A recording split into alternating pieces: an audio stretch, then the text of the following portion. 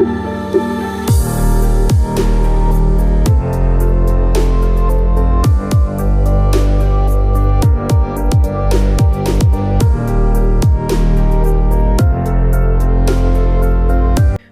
et bienvenue dans ce premier épisode d'Allô le monde. Il y a quelques jours, la planète célébrait la journée de la Terre.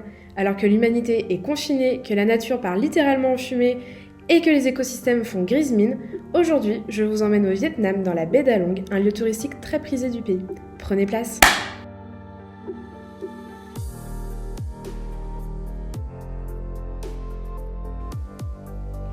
Tous les ans, des millions de touristes se rendent là-bas pour profiter d'une croisière de groupe le temps d'un week-end. Mais le niveau de vie des populations locales, combiné à l'attractivité du lieu, crée un véritable enjeu écologique.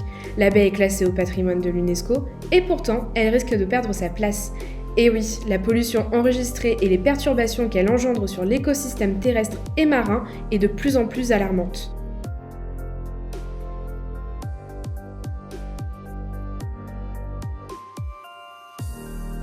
Au total, ce sont 15 000 visiteurs par jour qui parcourent les eaux et les milliers d'îlots qui forment la baie.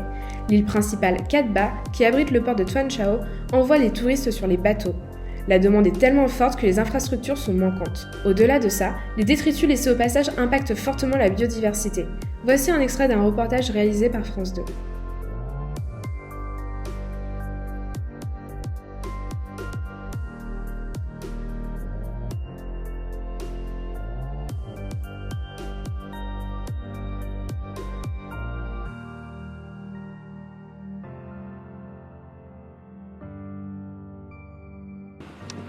Voilà ce que laissent ces bateaux après leur passage, de longues traînées de détritus.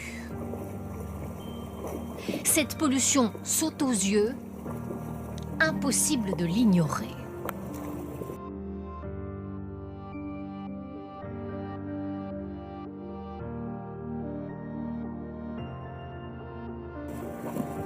Les autorités vietnamiennes essaient pourtant de résoudre le problème.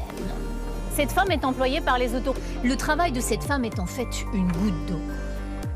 Seulement 30 bateaux comme celui-ci sillonnent la baie toute l'année.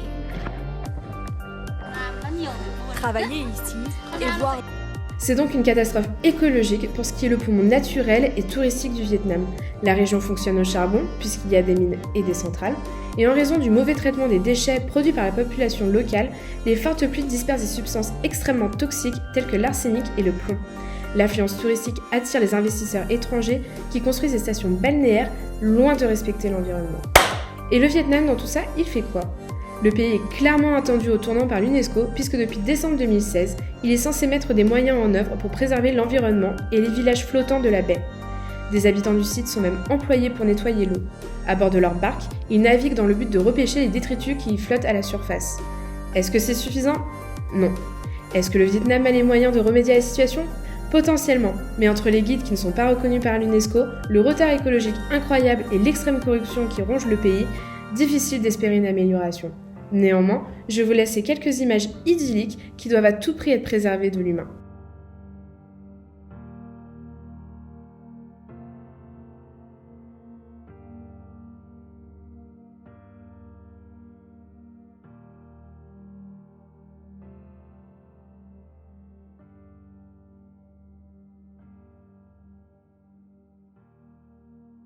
C'est tout pour aujourd'hui, je vous retrouve la semaine prochaine pour un épisode spécial d'Allô le monde.